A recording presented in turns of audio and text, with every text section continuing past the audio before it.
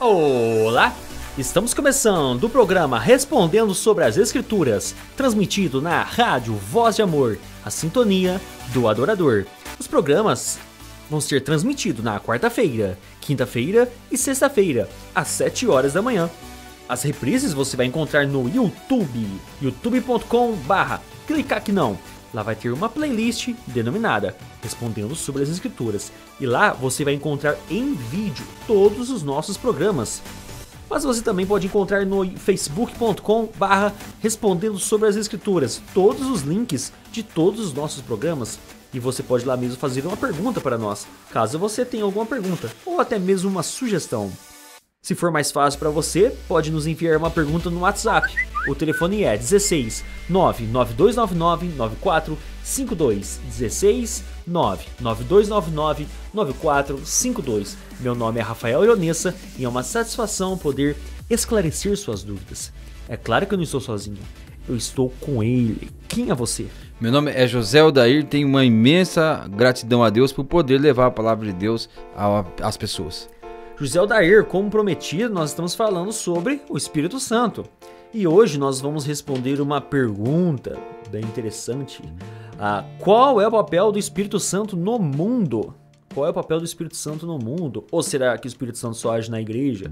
Então, essa é a pergunta que nós vamos responder hoje. Qual é o papel do Espírito Santo no mundo? Antes da resposta, vamos então falar com Deus. Santíssimo Deus, nós damos louvores e rendemos graças ao Senhor pelo fato do Senhor se revelar na Tua Palavra tão perfeitamente e que nós possamos extrair da Tua Palavra as verdades que vêm alimentar a nossa alma, a verdade que traz salvação, que traz conforto e que traz consolação a todos. É o que pedimos em nome do Senhor Jesus. Amém. Amém. Você está acompanhando agora o programa Respondendo sobre as Escrituras. Dúvidas não são mais desculpas para conhecer a palavra de Deus. José Odair, então a pergunta é: qual é o papel do Espírito Santo no mundo? Ou será que é apenas para a igreja? Nós vamos tentar esclarecer essas questões neste programa. Sim, então vamos aos textos em que o Senhor Jesus explica isso.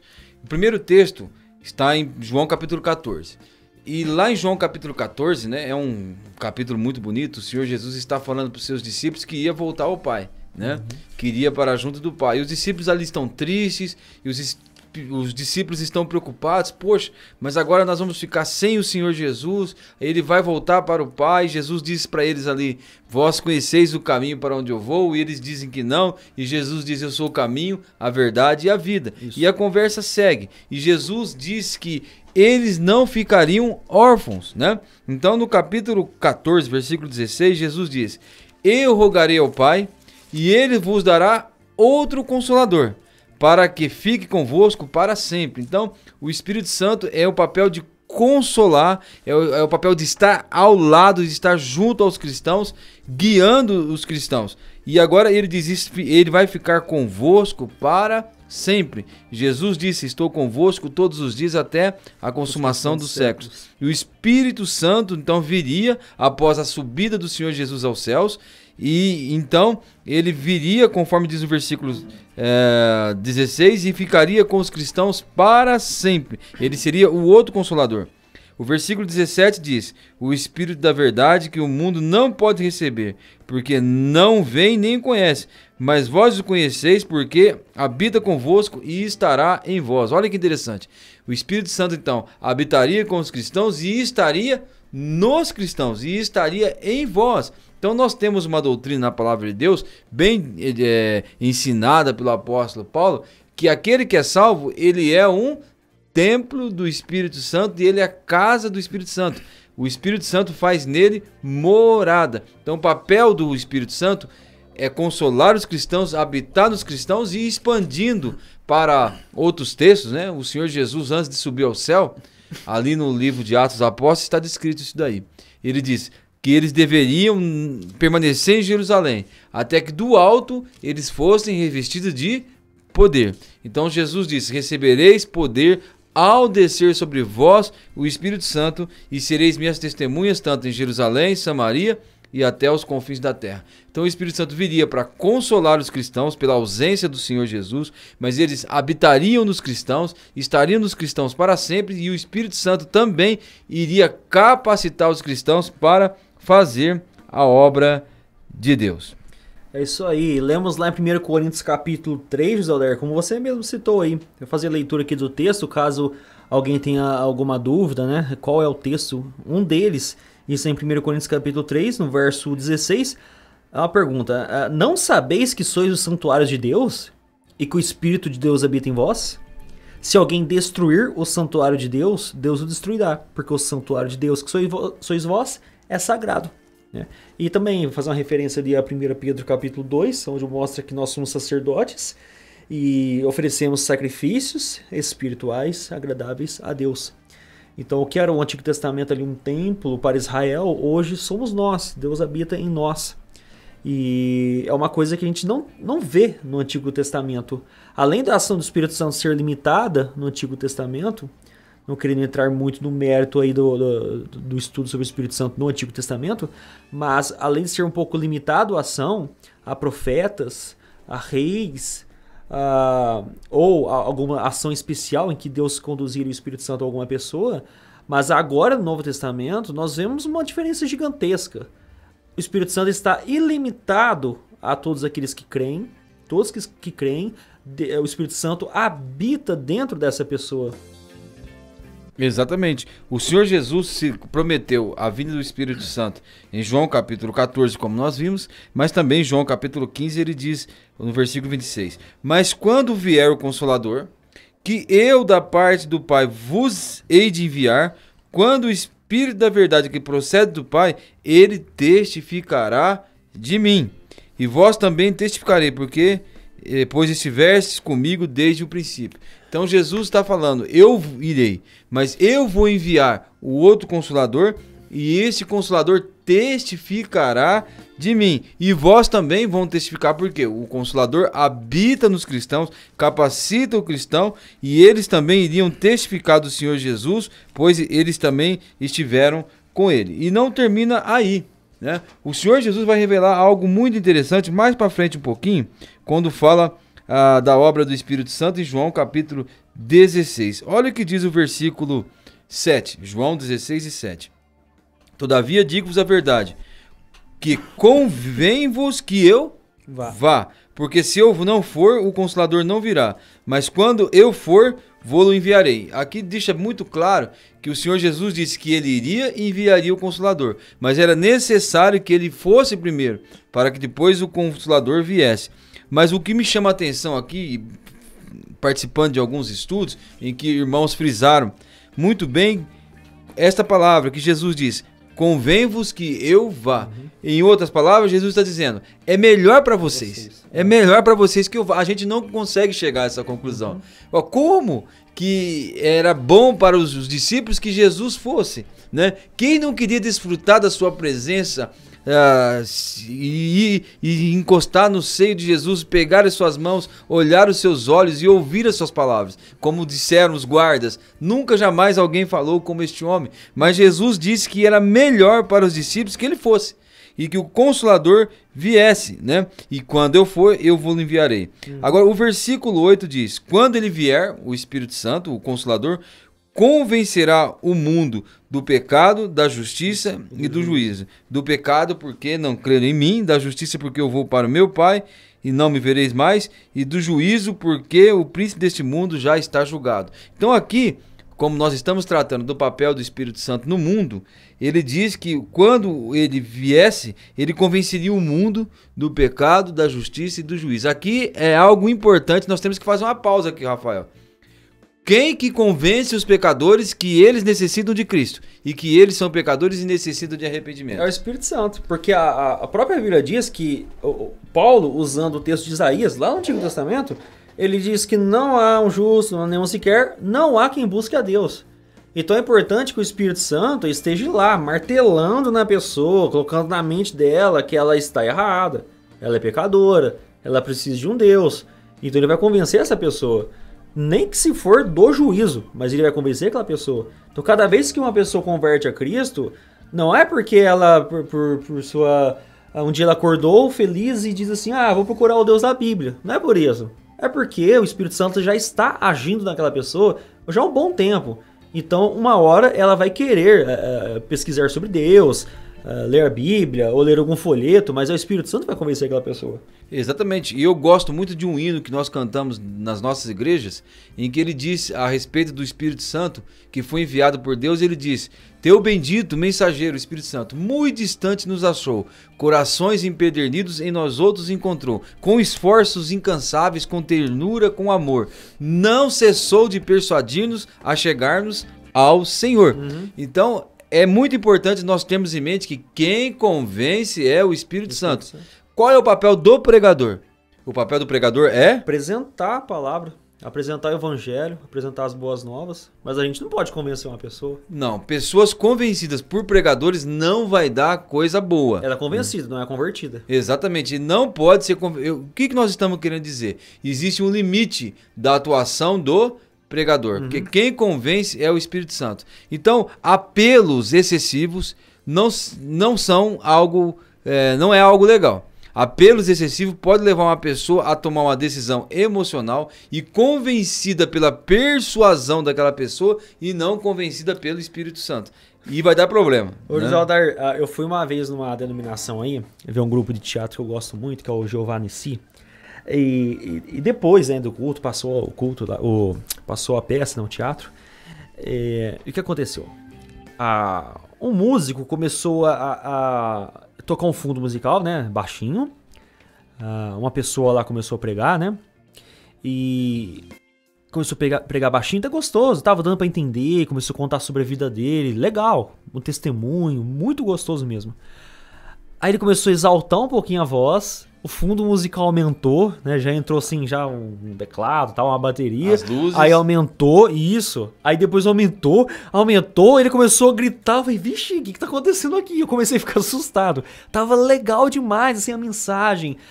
Tava sendo edificante. E eu comecei a ficar assustado, porque não tinha necessidade daquilo. Eu tava entendendo muito bem quando ele estava falando baixinho, calmo. Ele mudou a forma de transmitir a mensagem. E depois daquele culto, quando ele finalizou, ficou muito tempo falando, né, alto, gritando, as pessoas no público começaram a gritar, e eu lá, sentadinho na cadeira, também assustado, né. Aí no final ali da apresentação, ele falou assim: agora, vocês que se sentiram tocada pela mensagem, vem aqui na frente se você aceita Jesus Cristo como seu Salvador. Não, se você aceitou Jesus Cristo como seu Salvador. Te pergunto, foi um ou dois? Lotou de gente, foi um monte de gente, foi outro, e lotou a frente ali do auditório, lotou de pessoas que, creio eu, que foram convencidas pelo pregador, não pelo Espírito Santo. Então tem que ter muito cuidado com isso, porque, como o José Alder citou aqui, eu e ele, nós apresentamos o programa, nós apresentamos a palavra de Deus, mas quem vai te convencer não somos nós. Quem vai ter que te convencer de alguma coisa é o Espírito Santo. Nós apenas apresentamos a palavra de Deus. O nosso grande exemplo como servo de Deus é o apóstolo Paulo, né? Porque o apóstolo Paulo era um homem que conhecia letras, era um homem que conhecia filosofia, era um homem que conhecia história, e ele apresentou isso durante o seu ministério. E que se tinha um homem capacitado intelectualmente, era o apóstolo Paulo, né? Agora, o que aconteceu? Em 1 Coríntios capítulo 2, versículo 1, Paulo vai dizer o seguinte: Eu, irmãos, quando fui ter convosco, anunciando o testemunho de Deus, não fui com sublimidade de palavras e de sabedoria. Então, toda essa sublimidade de palavra e sabedoria que ele tinha, Paulo resolveu deixar isso de lado, né? Ele não quis usar essas coisas. Ele abriu mão disso. Por quê? Porque nada, versículo 2, nada propus saber entre vós, senão a Jesus Cristo e a este crucificado. Essa é a nossa mensagem, Jesus e este crucificado. Esse é o nosso papel. Versículo 3, e eu estive convosco em fraqueza e em temor e grande tremor. Olha o versículo 4, a minha palavra e a minha pregação não consentiram em palavras persuasivas da sabedoria humana. Tudo isso que você falou, Rafael, é estudado. Quando você começa a gritar ou falar bem mansamente, com uma música ali de fundo, né? E luzes também de fundo, e você pede para que as pessoas fechem os seus olhos e comece a persuadir. Tudo isso é técnica. É técnica para levar as pessoas a serem persuadidas por quem está falando. E Paulo diz que não, versículo 4, a minha palavra e a minha pregação não consentiram em palavras persuasivas da sabedoria humana, mas em demonstração do Espírito e de poder. Era o Espírito que deveria agir. Era o Espírito que deveria convencer. E o Espírito exalta a Cristo, né? Exatamente. É para exaltar Nós a vamos Cristo. ver isso. E o versículo 5 fala por que ele agiu desta forma. Ele diz, para que a vossa fé não se apoiasse em sabedoria de homens, mas no poder de Deus. Então nós temos aqui algo interessante. Será que você já viu cristãos que são muito dependentes de homens? Né? Cristãos que a sua fé está mais alicerçada em homens, na sua capacidade, na sua sabedoria, na sua habilidade, na sua eloquência, né? E a fé da pessoa depende muito daquela pessoa, e eles são muito vidrados em homens. É o resultado de a pessoa usar técnicas, da pessoa usar palavras persuasivas da sabedoria humana, da pessoa usar a sublimidade de palavras, da pessoa usar única e exclusivamente da sua eloquência e não do poder do Espírito Santo. Acaba então que o cristão ele fica amarrado a um sacerdote espiritual humano. Isso. Toda vez que ele tem problema espiritual, ele vai até aquele sacerdote e pede pro sacerdote espiritual dele, que é um homem, ajudar ele, auxiliar ele naquela fraqueza momentânea. É uma falsa conversão essa aí. Por isso que, ao estudar a doutrina do Espírito Santo, nós vemos, é ele que convence o mundo do pecado, da justiça e do juízo. Quando nós fazemos apelações excessivas, quando nós estamos convidando as pessoas 1, 2, 3 vezes para vir à frente, nós estamos entrando num terreno que não pertence a nós. Este é o terreno em que trabalha o Espírito Santo. Pessoas que mandam levantar as mãos, e isso não vai dar certo. Porque a fé da pessoa não pode ser apoiada nessas coisas, na sabedoria humana, em técnicas de persuasão. A pessoa deve ter o seu apoio da sua fé na manifestação do Espírito Santo e de poder. Ainda voltando agora para o que o Senhor Jesus falou a respeito do Espírito Santo, no capítulo 16 e no versículo 13 de João, tem algo interessante também que nós devemos notar aqui. João capítulo 16, versículo 13, Jesus falando ainda a respeito do ministério do Espírito Santo. Mas quando vier aquele, o Espírito de verdade, vos guiará em toda a verdade. Então, sem o Espírito Santo, as pessoas não vão chegar ao pleno conhecimento da verdade. É impossível. Aquele que vai guiar em toda a verdade é o Espírito Santo. Por que tem tanta seita que interpreta a palavra de Deus de uma maneira diferente? De uma maneira que criam doutrinas, volta à lei, são bitoladas em alguma coisa, pela ausência do Espírito Santo. Porque somente com o Espírito Santo é que nós somos guiados em toda a verdade. Agora, olha a sequência do versículo 13. Porque o Espírito não falará de si mesmo, mas dirá tudo o que tiver ouvido, e vos anunciará o que há de vir. Olha o versículo 14. Ele me glorificará, ou seja, o Espírito Santo glorificará a Cristo. Por quê? Porque há de receber o que é meu, e vou-lo há de anunciar. Então, o Espírito Santo não glorifica a si mesmo. O Espírito Santo glorifica a Cristo, e o Espírito Santo anuncia aquilo que é de Cristo. Então, isso nos faz chegar à seguinte conclusão: onde há uma ênfase maior ao Espírito Santo, não está acontecendo o trabalho do Espírito Santo. Isso. Porque onde a ênfase, onde o trabalho do Espírito Santo está sendo realizado, quem é glorificado e quem é exaltado? Tem um curso muito famoso, né, lá na região da Paraíba, que é o curso Rema.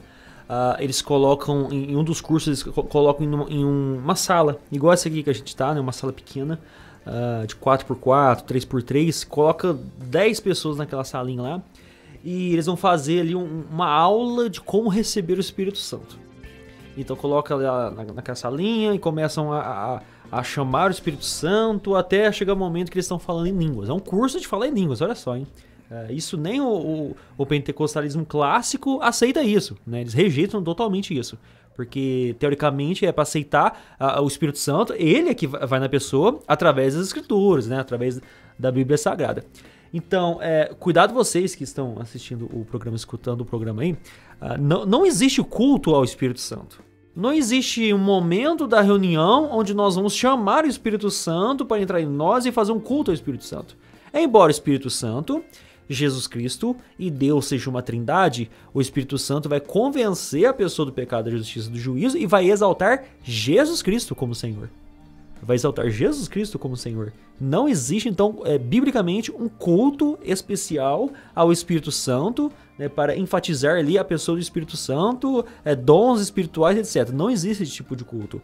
Todo culto deve ser para a adoração de Deus e a salvação do Senhor Jesus Cristo. Isso, o versículo é claro. Ele não falará de si mesmo. Então, quem é cheio do Espírito Santo, ele vai falar de Cristo. Quem é cheio do Espírito Santo não vai exaltar e dar uma grande ênfase ao próprio Espírito Santo, porque o Senhor Jesus disse que este não é o papel do Espírito Santo. Então, quando nós vemos pessoas se reunindo, e esse é o culto de buscar poder, e esse é o culto de buscar o Espírito Santo, está realmente fora da palavra de Deus, e não é o Espírito Santo que está por trás dessas manifestações.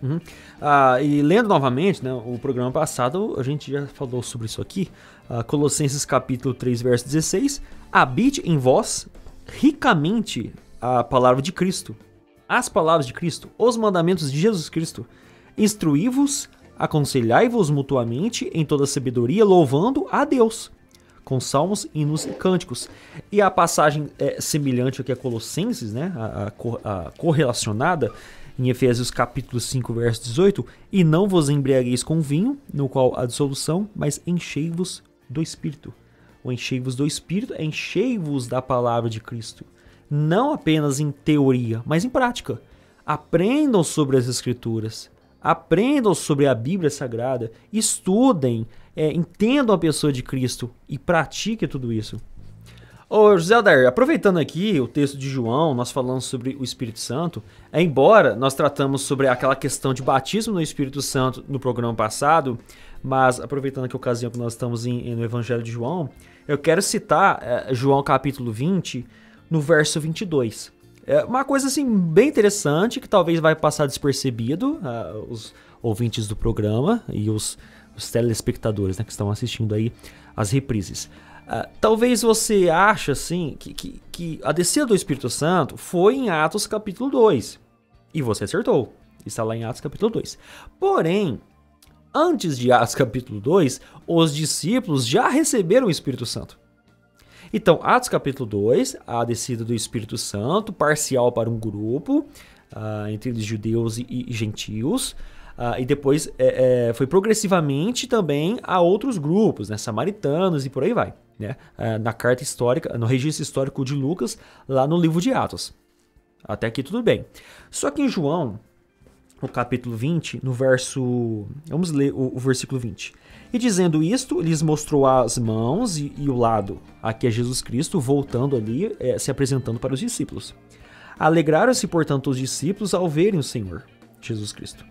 Disse-lhes, pois, Jesus, outra vez, paz seja convosco. Assim como o Pai me enviou, eu também vos envio. Agora, prestem atenção. Havendo dito isto, soprou sobre eles e disse-lhes, recebei o Espírito Santo. Novamente. Havendo dito isto, soprou sobre eles e disse-lhes, recebei o Espírito Santo. E continua no verso 23. Se de alguns perdoardes os pecados, são-lhes perdoados. Se lhes retiverdes, são retidos. Focando aqui no versículo 22, a gente vai ver que os discípulos receberam o Espírito Santo naquele momento, tá? Os discípulos de Cristo. E detalhe, não houve nenhuma manifestação espiritual externa. Eles eram salvos, receberam o Espírito Santo, quem vai auxiliar agora o trabalho de levar a palavra de Deus, tá certo? E não houve uma manifestação externa. Nós vamos ver a manifestação externa, ou seja, visível, onde as pessoas vão ver algo de diferente acontecendo, quando há gentios junto, os gentios recebendo o Espírito Santo, para que os judeus vissem, testemunhassem, testificassem que os gentios estavam recebendo o Espírito Santo. Agora aqui, os discípulos, judeus, já convertidos, né? quando eles receberam o Espírito Santo, não houve nenhuma manifestação sobrenatural, nenhuma manifestação externa, visível. Isso mostra com que hoje pessoas, né, que se tornam cristãos, não há necessidade alguma de haver uma manifestação sobrenatural, uma manifestação externa, onde o público vai ver que ela converteu, a não ser os seus frutos. A não ser os seus frutos, as suas obras. Né? E Gálatas capítulo 5 vai mostrar os frutos do Espírito: paz, longanimidade, domínio próprio, mansidão e por aí vai. Apenas isso. Então, se você está pensando que há alguma manifestação externa, alguma manifestação sobrenatural, esqueça, isso não acontece. Isso aconteceu no livro de Atos, um registro histórico, para os judeus testificarem que os gentios receberam o Espírito Santo. Olha, colocando as coisas bem em ordem, né? O Espírito Santo ele veio para inaugurar esta forma de agir, como o Senhor Jesus deixou bem claro, no dia do Pentecostes. E ali houve o som como de um vento impetuoso. E ali houve línguas repartidas como que de fogo pousando sobre cada um dos discípulos, né? E ali naquele dia eles foram capacitados. Jesus disse: recebereis poder, descer sobre vós o Espírito Santo. Se nós quisermos estabelecer um padrão, pegando esses textos do livro histórico de Atos dos Apóstolos, eu te pergunto, quando o Espírito Santo veio aos samaritanos, eles receberam o Espírito Santo, houve uma manifestação visível disso. Mas houve um som de um vento impetuoso? Não. Houve línguas repartidas como que de fogo? Não. Então isso não se repetiu. Não dá para estabelecer um padrão. Quando o Espírito Santo veio sobre os gentios, também eles receberam o Espírito Santo no momento em que se converteram, falaram em outras línguas, mas não houve o vento também, e não houve as línguas repartidas como que de fogo. E eles receberam no momento em que se converteram, os samaritanos receberam quando os apóstolos apareceram. E também isso não se repetiu em Atos dos Apóstolos, capítulo 19. Então não dá para estabelecer um padrão. Um padrão da forma com que eles têm anunciado, né, hoje. O padrão realmente é aquele que o apóstolo Paulo disse, né? Recebesse o Espírito Santo quando cresce. Mas, por exemplo, eu gostaria de chamar a atenção, nós estamos concluindo, né? O que começamos no programa, o que diz o batismo com fogo, né? O Senhor Jesus, em Atos dos Apóstolos, no capítulo 1, ele falando a respeito com seus discípulos, e ele está subindo aos céus, né, e dando instrução aos seus discípulos. Veja, lá no caso em que João estava pregando, tinha dois grupos de pessoas, os convertidos e os não convertidos. Né? João chamou alguns ali de raça de víboras, né? Os convertidos e não convertidos. Então João Batista disse que Jesus batizaria com o Espírito Santo e com fogo.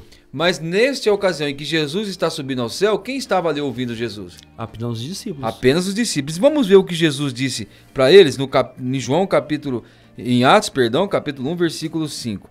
Porque na verdade João batizou com água, mas vós, os discípulos, sereis batizados com o Espírito Santo não muito depois destes dias. Por que Jesus não disse com o Espírito Santo e com fogo? Com fogo, porque é apenas salvos. Salvos não é batizado com fogo. Exatamente. Então veja que a palavra de Deus nos mostra isso claramente. Agora, eu gostaria de te fazer uma pergunta, Rafael. Normalmente você me pergunta, eu te pergunto agora.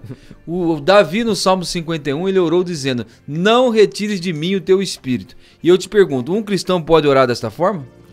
De forma nenhuma. Deus não vai retirar o espírito de Davi. Aquele momento lá, eu acho que ele está falando, como ele era um ungido de Deus para ser rei de Israel, retirar-lhe as bênçãos como rei, né? Como ungido de Deus. Não retirar a salvação de Davi. Isso não há possibilidade alguma. E também o cristão, ele não pode dizer que orar para que o Espírito, para que Deus não tire dele o seu Espírito, porque nós lemos que o Senhor Jesus disse claramente em João capítulo 14, versículo 16, eu rogarei ao Pai, e ele vos dará outro Consolador, para que fique convosco para sempre. Então o Espírito Santo não vai deixar aquele que é verdadeiramente salvo. A confusão é tanta que eu já ouvi dizer de pessoas que dizem que cristãos, se não dá o dízimo, cristãos se não lê a palavra de Deus, se cristão deixar de orar, ele pode ser possuído por um espírito imundo, o que é impossível. A palavra de Deus diz que nós somos a habitação de Deus e que jamais vai acontecer um caso de uma pessoa genuinamente salva ser possuída por um espírito maligno, porque ele é a habitação do Espírito Santo para Sempre. Então, cristão não pode orar, não retires de mim o teu espírito. E outro pedido também, outra oração, né, José Aldair? Senhor, derrame seu fogo sobre mim. Esse tipo de oração não pode ser feito por cristão, não, porque esse tipo de oração, ele está dizendo, me pune, me jogue no inferno, me jogue no lago de fogo. Porque como nós dissemos aí 2 programas para trás, se você não assistiu as reprises de nossos programas, você vai ter que ir lá assistir para entender o que nós estamos falando. Mas 2 programas para trás, nós mostramos que o batismo com fogo é punição. E de forma nenhuma um cristão tem que dizer, Senhor, me enche de fogo, derrame seu fogo sobre mim. Pelo contrário, Senhor, me enche com teu Santo Espírito, me enche com a tua palavra. Me enche com os frutos do Espírito, não me enche com fogo. E na verdade, Rafael, a gente vê muita música também, as pessoas dizendo, enche-me do teu Espírito, né? Agora eu te pergunto, lá em Efésios capítulo 5, versículo 18, diz assim, enchei-vos do Espírito. Então, o cristão não é sujeito passivo ali, ele é ativo. Então Deus não dá o Espírito por medida.